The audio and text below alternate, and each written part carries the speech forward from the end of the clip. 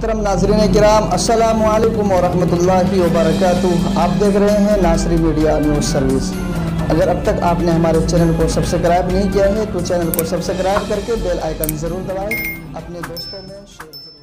करें। ये भी अर्ज करेंगे कि आज से तकरीबन 70 साल पहले हमारे काई मुजाहिद मिल्लत हजरत मौलाना हिफ्जुर रहमान सेवहारवी रहमतुल्लाह अलैह ने पार्लियामेंट में कहा था कि आज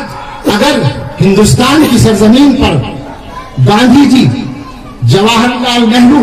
और सरदार पटेल को कोई हक हासिल है तो वही हक हुसैन अहमद, किफायतुल्लाह और हिफ्जुर रहमान को भी हासिल है और उस हक को कोई छीन नहीं सकता। आज ये